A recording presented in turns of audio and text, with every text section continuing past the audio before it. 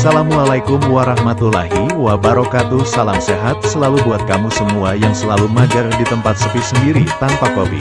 Bertemu kembali dengan The Channel Anak Bangsa yang selalu memberi informasi dan wawasan seputar dunia Islam.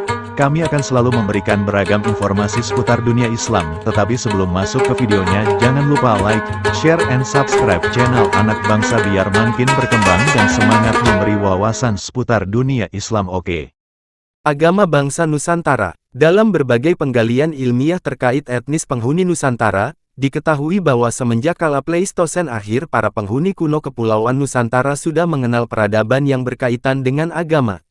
Dari berbagai jenis hasil budaya batu purba seperti menhir, 1. dolmen, 2. yupa, 3. sarkopagus, 4. dan punden berundak 5, diketahui sejak era Paleolitikum yang berlanjut pada era Mesolitikum, Neolitikum, dan Megalitikum penghuni kuno Nusantara sudah mengenal agama dengan berbagai ritual pemujaannya.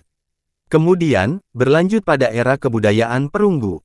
Dari berbagai benda kuno berbahan perunggu hasil galian, dapat diketahui adanya alat-alat yang digunakan sebagai sarana pemujaan, termasuk alat-alat yang berhubungan dengan sistem penguburan mayat. Semua aktivitas ekonomi dan budaya penghuni Nusantara sejak zaman batu sampai zaman logam menunjuk pada tanda-tanda adanya hubungan integral antara kebudayaan dengan agama. P. Mus dalam Linde Fu de Les. Cultes Indiens et Indigenes au Champa menyatakan bahwa pada zaman purbakala terdapat kesatuan kebudayaan pada suatu wilayah yang sangat luas, mencakup India, Indochina, Indonesia, beberapa pulau di Lautan Pasifik, dan barangkali Tiongkok Selatan. Kesatuan kebudayaan yang relatif luas itu tidak boleh diartikan sebagai suatu kesatuan etnik. Tersebar luasnya wilayah budaya tersebut, dimungkinkan karena ada laut yang menghubungkan daerah satu dengan daerah lainnya. 100, 200, 1000 km lautan, lebih-lebih dengan angin bermusim, merupakan jarak yang tidak berarti daripada 100, 200, atau 1000 km daratan yang terpotong-potong oleh gunung, hutan serta suku-suku bangsa yang bermusuhan, seperti halnya di Semenanjung Indochina atau Dekkan zaman dahulu. Di semua tempat yang keadaan pelayarannya menghasilkan kesatuan pertukaran, dengan sendirinya dapat diharapkan adanya kesatuan kebudayaan. Sebutan agama, daerah angin muson, lebih masuk akal daripada membicarakan agama India atau agama Cina, sebelum kebudayaan-kebudayaan yang akan memberi arti pada istilah-istilah tersebut.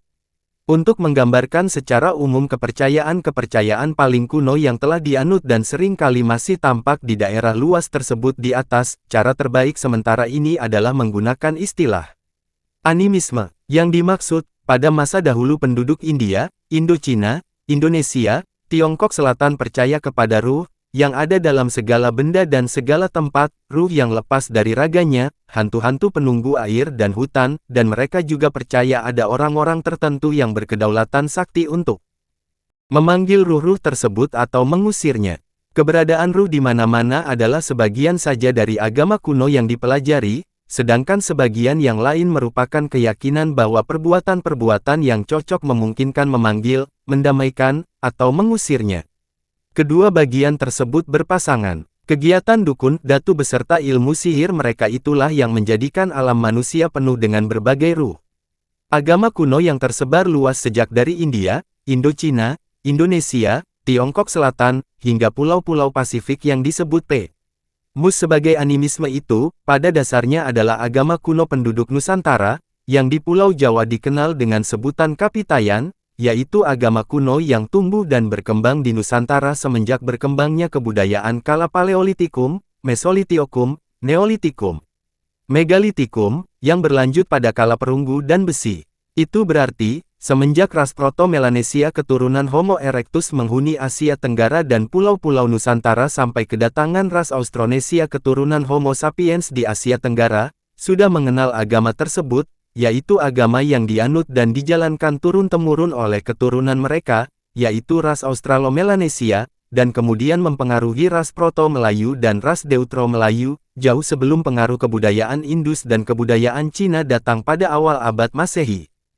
Dalam konteks agama angin muson, agama Kuno yang disebut Kapitayan merupakan agama yang dianut penghuni Nusantara, yang menurut cerita kuno adalah agama purbakala yang dianut oleh penghuni lama Pulau Jawa berkulit hitam ras Proto-Melanesia keturunan Homo wajakensis Pen. Dalam keyakinan penganut Kapitayan di Jawa, leluhur yang awal sekali dikenal sebagai penganjur Kapitayan adalah tokoh mitologis dan Hyang Semar putra Sang Hyang Wungkuham keturunan Sang Hyang Ismaya. Menurut cerita, negeri asal Dang Hyang Semar adalah Lemuria atau Swetadwipa, benua yang tenggelam akibat banjir besar yang menyebabkan Dang Hyang Semar dan kaumnya mengungsi ke Pulau Jawa. Sang Hyang Semar memiliki saudara bernama Sang Hantaga Togok yang tinggal di negeri seberang, luar Jawa, yang juga mengajarkan Kapitayan tapi sedikit berbeda dengan yang diajarkan Dang Hyang Semar. Saudara Dang Hyang Semar yang lain, lagi bernama Sang Manikmaya, menjadi penguasa di alam gaib kediaman para leluhur yang disebut Kahiyang An. Secara sederhana, Kapitayan dapat digambarkan sebagai suatu ajaran keyakinan yang memuja sembahan utama yang disebut Sang Hyang Taya, yang bermakna hampa, kosong, suwung, atau awang uwung. Taya bermakna yang absolut, yang tidak bisa dipikir dan dibayang-bayangkan. Tidak bisa didekati dengan panca indera. Orang Jawa kuno mendefinisikan Sang Hyang Taya dalam satu kalimat, tan kena kinaya ngapa, alias tidak bisa diapa-apakan keberadaannya. Kata awang uwung bermakna ada tetapi tidak ada tetapi ada.